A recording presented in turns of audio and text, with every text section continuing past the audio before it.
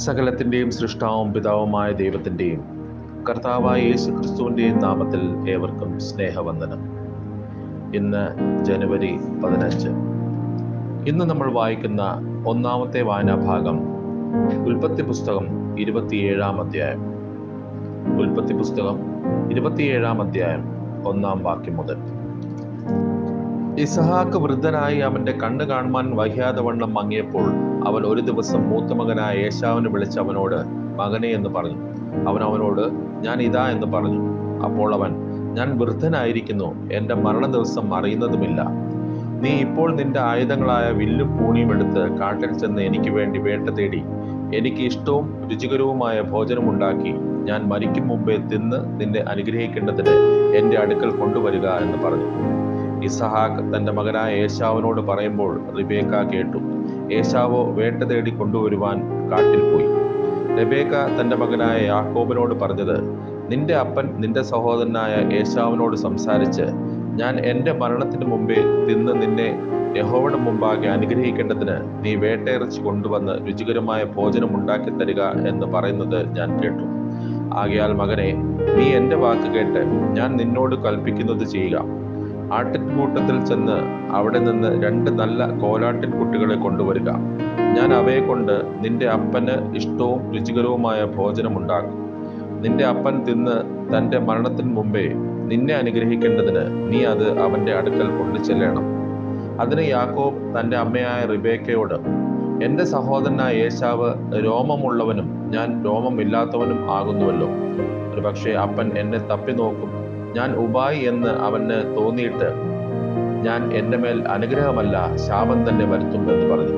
അവന്റെ അമ്മ അവനോട്, മകനെ, നിന്റെ ശാപം എന്റെ മേൽ വരട്ടെ, എന്റെ വാക്ക് മാത്രം കേൾക്ക, പോയി കൊണ്ടുവാ എന്ന് പറഞ്ഞു. അവൻ ചെന്ന് പിടിച്ച് അമ്മയുടെ അടുക്കൽ കൊണ്ടുവന്നു.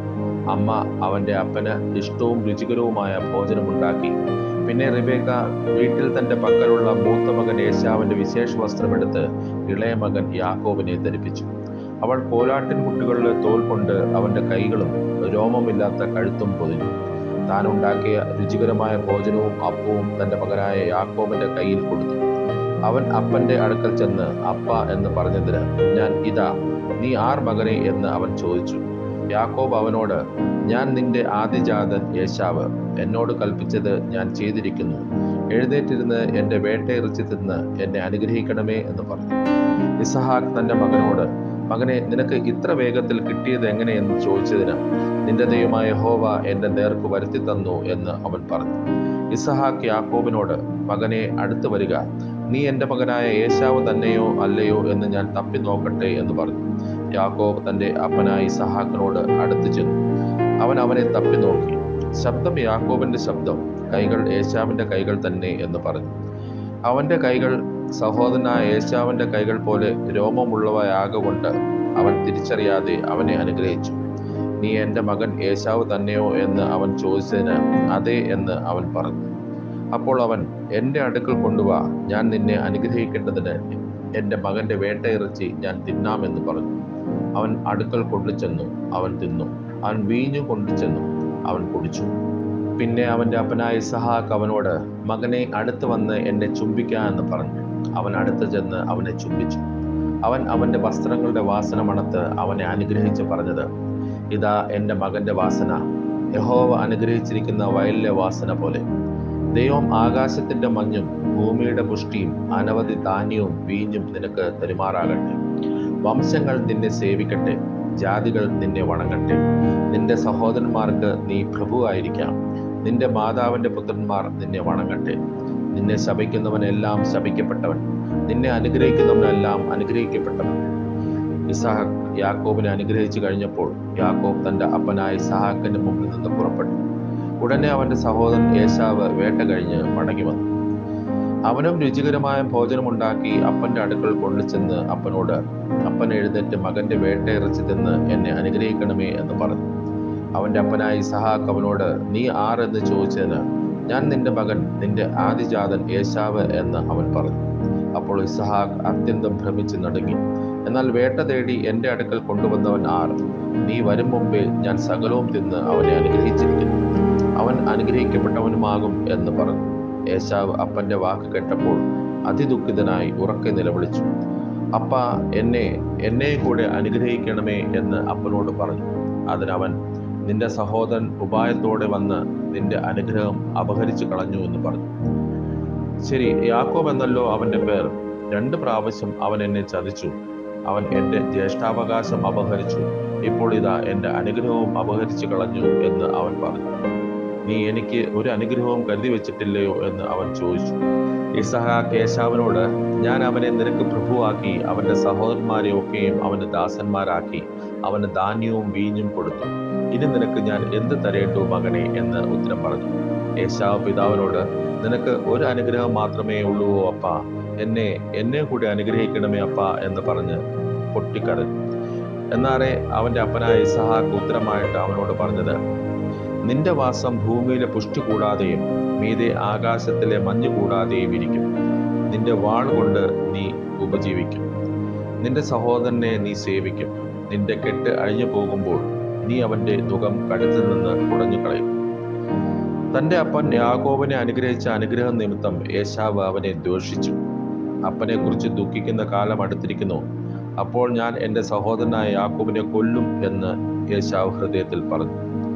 മൂത്ത മകനായ ഏശാവിന്റെ വാക്ക് റിബേക്ക അറിഞ്ഞപ്പോൾ അവൾ ഇളയ മകനായ യാക്കോബിനെ ആളയച്ച് വിളിപ്പിച്ച് അവനോട് പറഞ്ഞത്, നിന്റെ സഹോദരൻ ഏശാവ് നിന്നെ കൊന്ന് പക വീട്ടുവാൻ ഭാവിക്കുന്നു.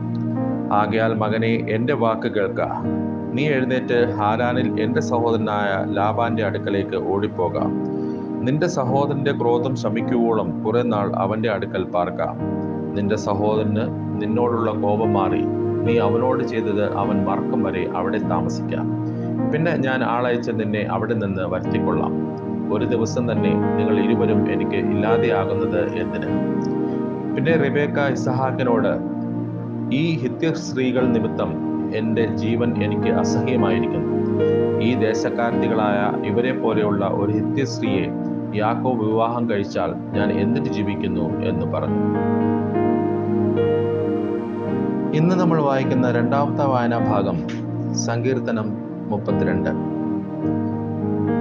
ലംഘനം ക്ഷമിച്ചും പാപം മറച്ചും കിട്ടിയവൻ ഭാഗ്യവാൻ.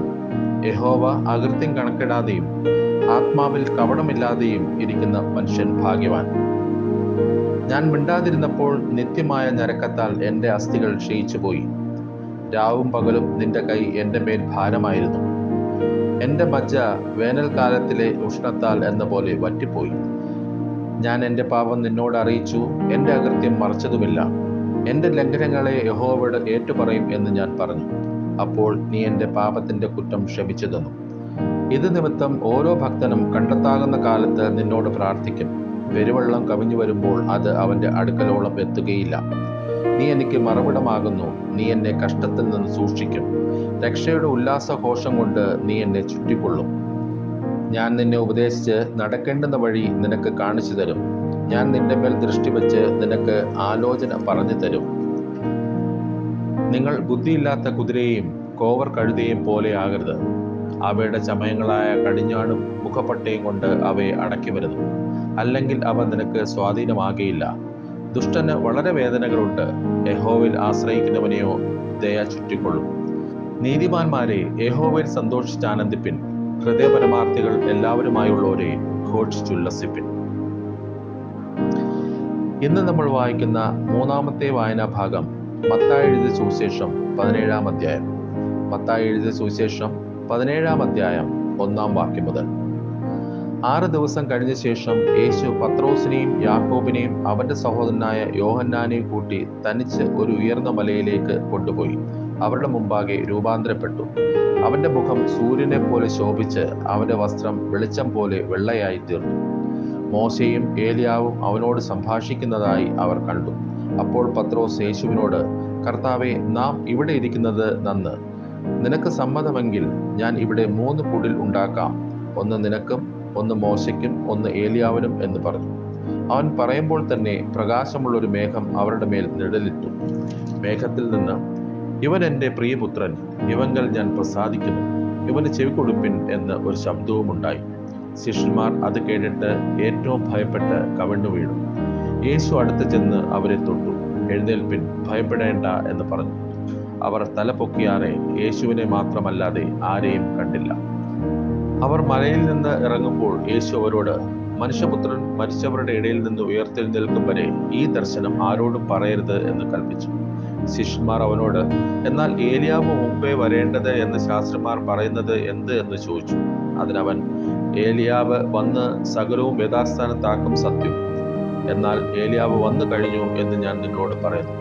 എങ്കിലും അവർ അവനെ അറിഞ്ഞുകൊള്ളാതെ തങ്ങൾക്ക് തോന്നിയതെല്ലാം അവനോട് ചെയ്തു. അവണ്ണം മനുഷ്യപുത്രനും അവരാൽ കഷ്ടപ്പെടുവാനുണ്ട് എന്ന് ഉത്തരം പറഞ്ഞു. അവൻ യോഹന്നാൻ സ്നാപകനെ കുറിച്ച് തങ്ങളോട് പറഞ്ഞു എന്ന് ശിഷ്യന്മാർ ഗ്രഹിച്ചു. അവർ പുരുഷാരത്തിന്റെ അടുക്കൽ വന്നാറെ ഒരു മനുഷ്യൻ വന്ന് അവന്റെ മുമ്പാകെ മുട്ടുകുത്തി, കർത്താവേ, എന്റെ മകനോട് കരുണയുണ്ടാകണമേ. അവൻ ചന്ദ്രരോഗം പിടിച്ച് പലപ്പോഴും തീയിലും പലപ്പോഴും വെള്ളത്തിലും വീണ് വല്ലാത്ത കഷ്ടത്തിലായി പോകുന്നു. ഞാൻ അവനെ നിന്റെ ശിഷ്യന്മാരുടെ അടുക്കൽ കൊണ്ടുവന്നു, എന്നാൽ സൗഖ്യം വരുത്തുവാൻ അവർക്ക് കഴിഞ്ഞില്ല എന്ന് പറഞ്ഞു. അതിന് യേശു, അവിശ്വാസവും കോട്ടവുമുള്ള തലമുറയെ, എത്രത്തോളം ഞാൻ നിങ്ങളോടുകൂടെ ഇരിക്കും, എത്രത്തോളം നിങ്ങളെ സഹിക്കും? അവനെ എൻ്റെ അടുക്കൽ കൊണ്ടുവരുവിൻ എന്ന് ഉത്തരം പറഞ്ഞു. യേശു ഭൂതത്തെ ശാസിച്ചു, അത് അവനെ വിട്ടുപോയി. ബാലന് ആ നാഴിക മുതൽ സൗഖ്യം വന്നു. പിന്നെ ശിഷ്യന്മാർ സ്വകാര്യമായി യേശുവിൻ്റെ അടുക്കൽ വന്ന്, ഞങ്ങൾക്കതിനെ പുറത്താക്കി കൂടാഞ്ഞത് എന്ത് എന്ന് ചോദിച്ചു. അവൻ അവരോട്, നിങ്ങളുടെ അല്പവിശ്വാസം നിമിത്തമത്രേ. നിങ്ങൾക്ക് കടുകുമണിയോളം വിശ്വാസമുണ്ടെങ്കിൽ ഈ മലയോട് ഇവിടെ നിന്ന് അങ്ങോട്ട് നീങ്ങുക എന്ന് പറഞ്ഞാൽ അത് നീങ്ങും. നിങ്ങൾക്ക് ഒന്നും അസാധ്യമാകയില്ല എന്ന് ഞാൻ സത്യമായിട്ട് നിങ്ങളോട് പറയുന്നു എന്ന് പറഞ്ഞു. എങ്കിലും പ്രാർത്ഥനയാലും ഉപവാസത്താലും അല്ലാതെ ഈ ജാതി നീങ്ങിപ്പോകുന്നില്ല. അവർ ഗലീലയിൽ സഞ്ചരിക്കുമ്പോൾ യേശു അവരോട്, മനുഷ്യപുത്രൻ മനുഷ്യരുടെ കയ്യിൽ ഏൽപ്പിക്കപ്പെടുവാറായിരിക്കുന്നു. അവർ അവനെ കൊല്ലുകയും 3-ാം നാൾ അവൻ ഉയർത്തെഴുന്നേൽക്കുകയും ചെയ്യും എന്ന് പറഞ്ഞു. അവരോ ഏറ്റവും ദുഃഖിച്ചു. അവർ കവർന്നഹൂമിൽ എത്തിയാറെ ദിദ്രുമപ്പണം വാങ്ങുന്നവർ പത്രോസിന്റെ അടുക്കൽ വന്ന്, നിങ്ങളുടെ ഗുരു ദിദ്രുമപ്പണം കൊടുക്കുന്നില്ലയോ എന്ന് ചോദിച്ചതിന് ഉവ്വ് എന്ന് അവൻ പറഞ്ഞു. അവൻ വീട്ടിൽ വന്നപ്പോൾ യേശു അവനോട്, ശിമോനെ, നിനക്ക് എന്ത് തോന്നുന്നു? ഭൂമിയിലെ രാജാക്കന്മാർ ചുങ്കമോ കരമോ ആരോട് വാങ്ങുന്നു? പുത്രന്മാരോടോ അന്യരോടോ എന്ന് മുന്നിട്ട് ചോദിച്ചതിന് അന്യരോട് എന്ന് അവൻ പറഞ്ഞു. യേശു അവനോട്, എന്നാൽ പുത്രന്മാർ ഒഴിവുള്ളവരല്ലോ. എങ്കിലും നാം അവർക്ക് ഇടർച്ച വരുത്താതിരിക്കേണ്ടതിന് നീ കടലിലേക്ക് ചെന്ന് ചൂണ്ടലിട്ട് ആദ്യം കിട്ടുന്ന മീനിനെ എടുക്കുക. അതിന്റെ വായ തുറക്കുമ്പോൾ ഒരു ചതുർദ്രുമപ്പണം കാണും. അതെടുത്ത് എനിക്കും നിനക്കും വേണ്ടി കൊടുക്കുക എന്ന് പറഞ്ഞു. ഇന്ന് നമ്മൾ വായിച്ചു കേട്ട ഈ വേദഭാഗങ്ങളാൽ പിതാവായ ദൈവത്തിങ്കിൽ നിന്നും കർത്താവായ ക്രിസ്തുയേശുവിൽ നിന്നും ഏവർക്കും കൃപയും കനിവും സമാധാനവും ഉണ്ടാകട്ടെ. ആമേൻ.